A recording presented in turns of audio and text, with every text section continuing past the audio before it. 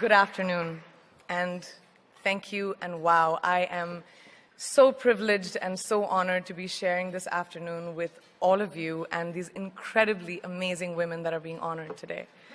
I'd like to extend my congratulations to each one of you, Octavia, Michelle, Kelly, Patty, and all 50 women that have been included in the Impact Report. Your achievements not just inspire me, but also so many others to work harder, to be better, and to make a dent wherever we can. So I'm very, very proud to be standing alongside of you. So in life, there are moments when you stop and ask yourself, how did I get here? Like, why am I standing here? Well, this is definitely one of those moments for me. And I find myself going back to the beginning, back to my roots. I was born to incredible parents, amazing parents who served as doctors in the Indian Army. I was the firstborn, and as far back as I can remember, I made my parents very proud and happy 99% of the time. Okay, slight exaggerations of personal achievements are allowed from time to time, don't you think?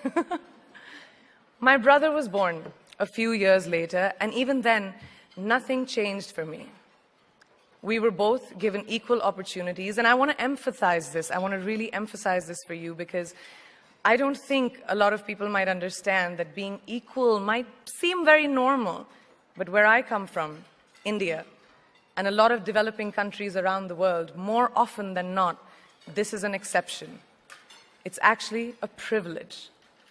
My first experience of the glaring disparity between boys and girls came at a very, very young age. I grew up in a middle-class family with extremely philanthropic parents who constantly reminded me and my brother how lucky we were and how giving back to those who were less fortunate was not a choice. It was a way of life. Simple. I was 7 or 8 years old when my parents started taking me on these visits in a traveling clinic to developing communities around and villages around the city that we lived in called Bareilly. We were packed into this ambulance, and my parents would provide free medical care to people who couldn't afford it. My job at the age of 8 was assistant pharmacist. So I would count all the medicines, put them in an envelope, and give it out to patients. And I really took my job very seriously, very seriously. But the more I went on these expeditions, the more I began to notice the simplest things that distinguished a boy from a girl or a man from a woman. For example, girls were pulled out of school when they hit puberty because they were considered ready for marriage and babies. That's 12 and 13, while boys still enjoyed their childhood. Or basic human rights, such as healthcare, were denied just because they were women. Let's call this whole experience trigger number 1 for me. Fast forward a few years and many, many triggers in between. Like a producer-director, for example, early on in my career, I must have been about 18 or 19, telling me that if I didn't agree to the ridiculous terms or painfully low salary in his movie, that he would just replace me. Because girls are replaceable in the entertainment business. That was a memorable one. Made me decide to make myself irreplaceable. But I think what really moved the needle for me and ultimately led me to create the Priyanka Chopra Foundation for Health and Education and around the same time partner with UNICEF was an encounter with my housekeeper's daughter. About 12 years ago, I came home from set early one day and she was sitting in my library reading a book. And she must have been 8 or 9 years old and I knew she loved reading. So I asked her, I was like, it's a weekday, why aren't you in school? And she said, oh, I don't go to school anymore. So I went and asked her mother, and I said, why isn't she in school? And her mom said that her family couldn't afford to send her and her brothers to school, so they chose the boys. The reason, she would eventually get married, and it would be a waste of money. I was completely blown, and it shook me to my core. Eventually, I decided to cover the cost of her education so that she could continue to learn, because education is a basic human right and a huge necessity, especially today.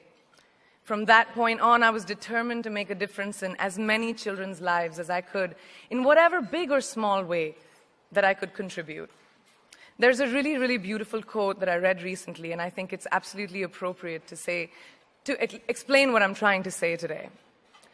The hand that rocks the cradle, the procreator, the mother of tomorrow, a woman shapes the destiny of civilization. Such is the tragic irony of fate that a beautiful creation such as a girl child is today one of the gravest concerns facing humanity. Girls have the power to change the world. It is a fact, and yet today, girls are more likely than boys never to set foot in a classroom, despite of all the efforts and progress made over the last 2 decades.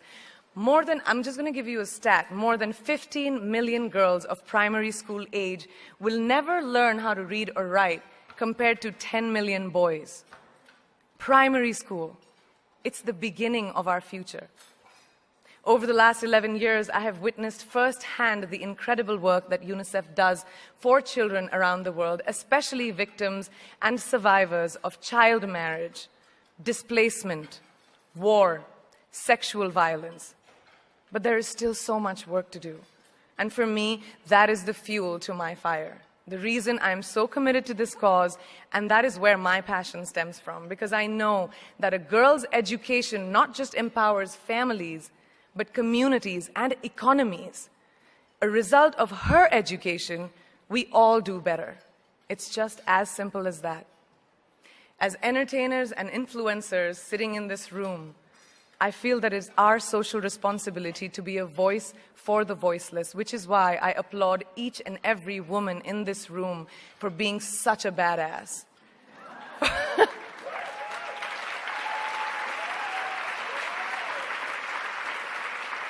For using your platform and your voice to contribute to change, and for ensuring that there is not even one lost generation as long as we are alive.